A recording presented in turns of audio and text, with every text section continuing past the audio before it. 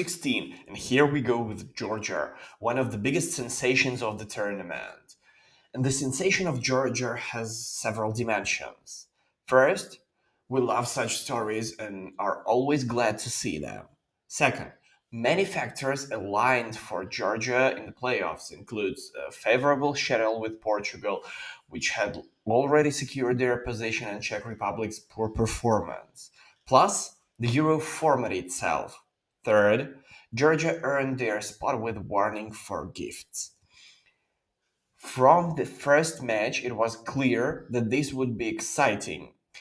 The Georgians recorded the highest XG in the group stage, 8.1, and this style made Mamardashvili the best goalkeeper of the Euro before the playoffs.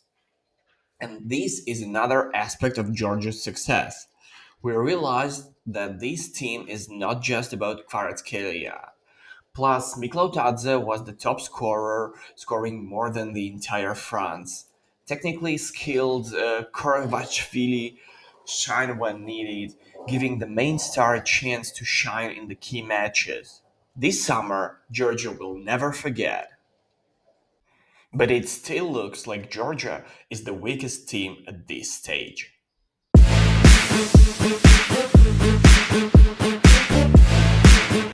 Number 15 in this ranking, and that's Romania. The defense of this team is really unreliable. In attack, they set up crosses well, but the actual crosses and presence in the penalty area are average. Long shots are a problem also, and it looks like a joke the Romanians keep telling, but it's not funny anymore. They also only have one left back in the squad for the Euro, and guess who? He can't play in the round of 16 because he has too many yellow cards and they have no replacement in their lineup. Romania's chance lies in their incredible determination, which helped them defeat Ukraine 3-0. But after that, they were really bad at this tournament and got a lot of luck with a penalty in the last tour against Slovakia. They celebrate any cleared crosses in their penalty area more than any other team in the tournament, and a short tournament psychological readiness can be their X factor. Potentially, they're still a weak side.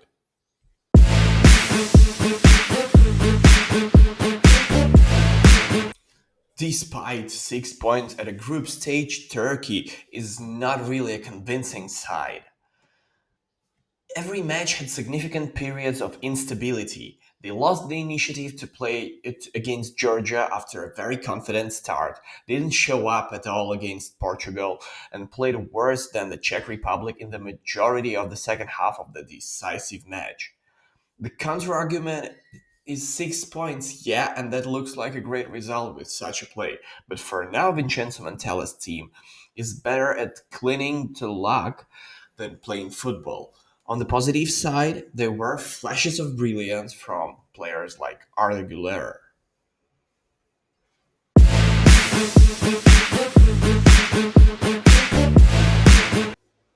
Number 13, and here we have Slovenia. They played evenly with England, Denmark, and Serbia. Slovenia wasn't impressive but fought hard and looked good compared to the hopeless in the attack of the others in the group. The important difference from the competitors is that the Slovens are not capable of more. They are squeezing the maximum out of their lineup. Slovenia showed itself well in a close scenario. If Benjamin Šeško or Josip Ilicic shine, they could cause an upset in playoffs, but the chance against Portugal are really very slim.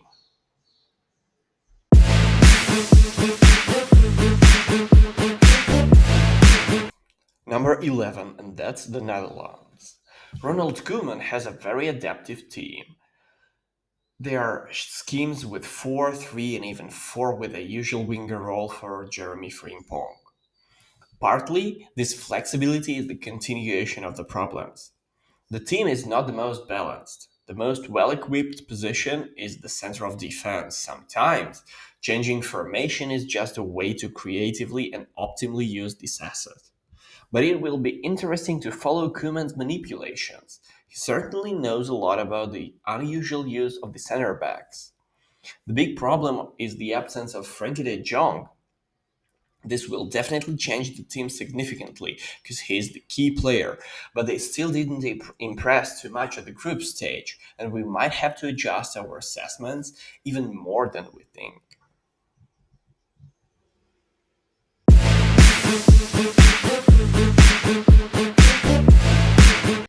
We open our top 10 with Italy. A win, a draw, a loss, rough potential with dull impressions, the standard set for Italy in the group stage.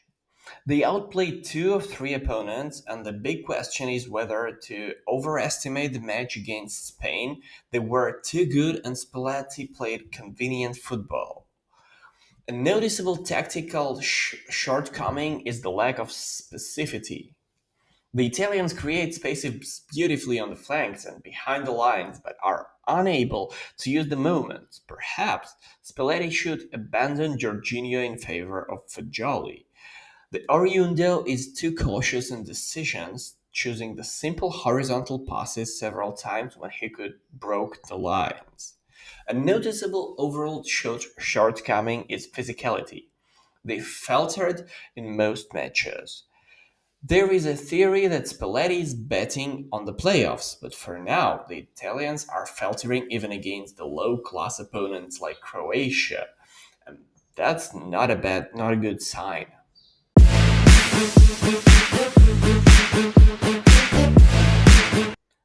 Number 9, and it's Belgium. Domenico Tedesco's team is hewn from contradictions. On the one hand, the best playmaker at Euros, KDB. On the other, right next to him is the worst finisher, Lukaku.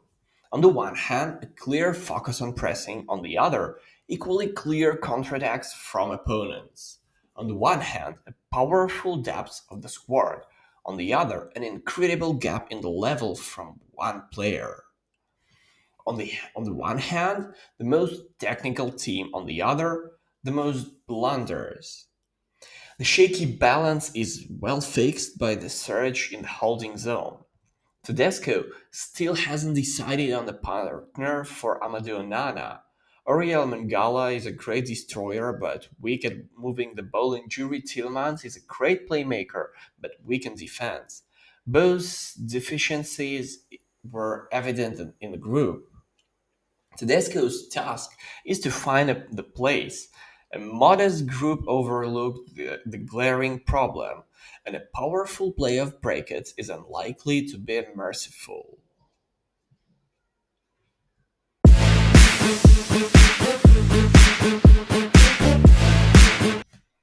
Eighth spot in our rating, and that's Denmark.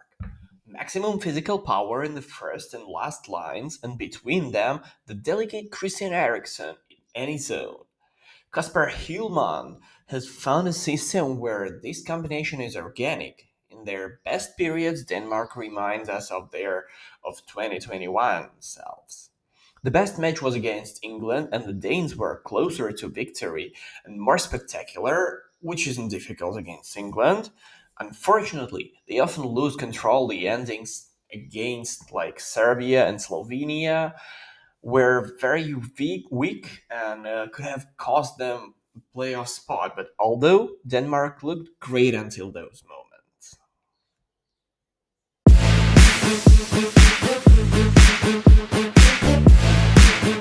Number 7, and that could be the biggest surprise of the tournament. At the beginning of the year, Murat Yakin was close to being fired instead of a radical step an assistant Giorgio Contini was brought in to help him. Since then, everything was improved. All the phases, Switzerland stood out most with clever transformations and around Mikkel Eibischer position, but the teams performed excellently in all phases. They deservedly beat Hungary, were closest to winning against Scotland, and created many problems for Germany, at least beat them. Only Füllkrug was able to rescue Bundesmannschaft. A truly sensation at this tournament.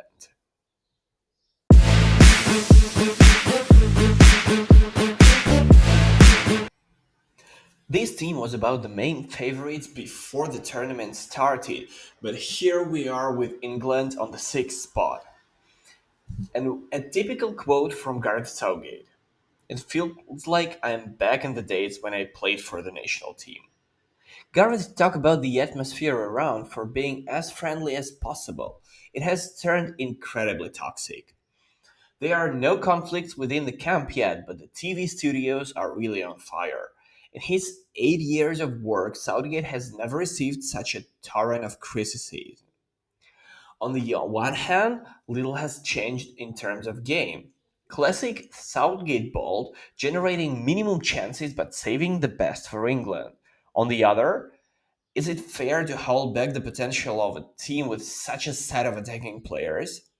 The players are already publicly complaining about the lack of the ball and clearer pressing instructions. Falling back to their half after scoring is also not the best tactic for those who used to dominate in clubs. Southgate is aware of the problems, but for now, he's already ready to change only pieces of the puzzle, not the whole mosaic. The process surprises, and it turns out that England need a new Calvin Phillips for success. Conor Gallagher has not become that player yet, and Southgate's only achievement in the new pair of centre backs in defense. Throughout the group, England allowed only one clear chance, and that's the least amount at Euros, so their defense looks pretty solid. But in this success, for a team whose attack is saturated with the best players from top leagues, don't think so. That's sure the poorest performance in terms of potential.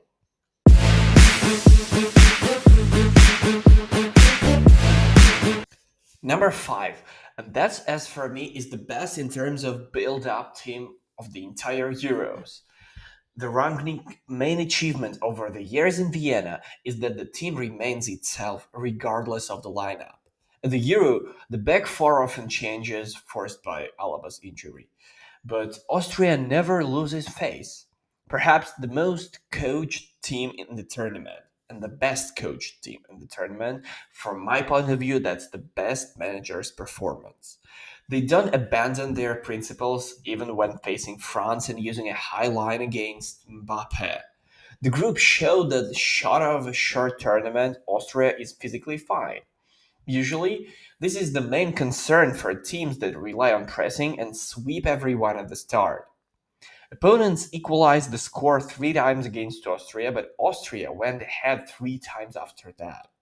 Rangnick's substitutions and leaders' roles changes during the game helped. It's useful when everyone is versatile and can cover multiple positions. The only downside is playing with fire. Austria might get burned. Thanks to cohesion, the game is almost always in the opponent's half, but his approach results in killer chances for the opponent when they break through the press. It could be a problem, but as for now, as Austria suddenly occurred as one of the Euro favorites.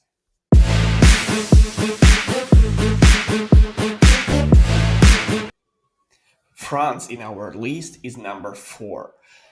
Everything is pretty much fine, but the France has definitely the biggest potential from all the teams on the tournament. Strong defense, enough chances in attack, only the finishing needs improvement so far, but it doesn't look like a clear favorite as it should look. Of course, with such a set of players, they could play much bolder, but Didier Deschamps chooses a different style and it works. France controlled the game in all 3 rounds and the toughest group. William Saliba impresses with the confidence. The definitely flanks are covered. N'Golo Kante surprises everyone in the first round, and together with Aurelien Chouameni and Adrien Rabiot, the midfield is also hard to break. In attack, there are always a few chances, at least due to individual class, and team plays too. France consistently overloads the left flank and created threat. If the strikers get back to their form, they should do great at this Euro, but so far only fourth spot.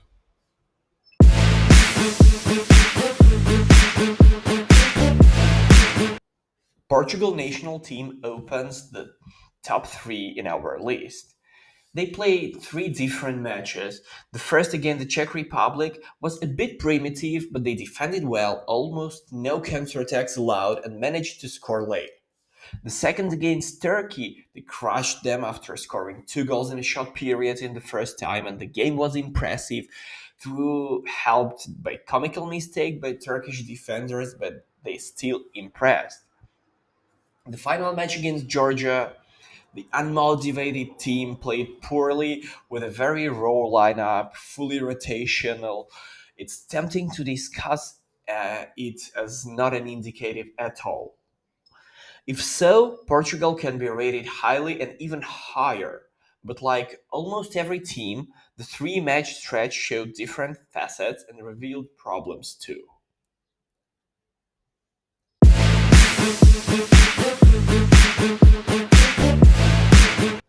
The hosts are number two on our list. Positional play is Germany's main strength. Ball build up 3 plus 1. Tony Cruz is a monumental figure. Three number 10s in Ilkay Gundogan, Jamal Musiala, and Florian Wirtz. Cruz stamps accurate passes. Musiala is very dangerous even in tight spaces. And Gundogan is useful as a shadow threat with runs into the box. The main concern is vulnerability when losing the ball. Also, this was rare in the Europes, and only Hungary constantly countered in the first half. Scotland had zero approaches, Switzerland managed only one shoot from the penalty area, and this is a little for a team with Ndoye and Mbolo running.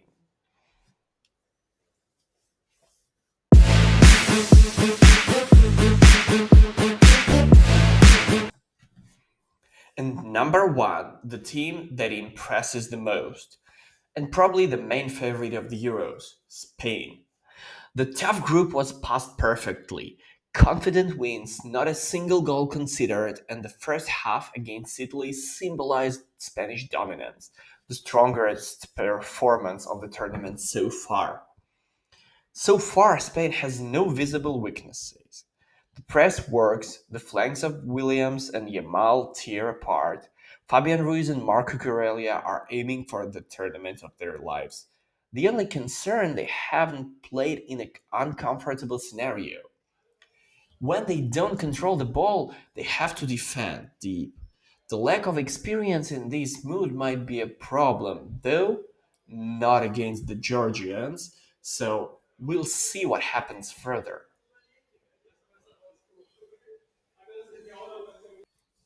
So, see what happens on the late stages. Bye bye, guys, and see you soon.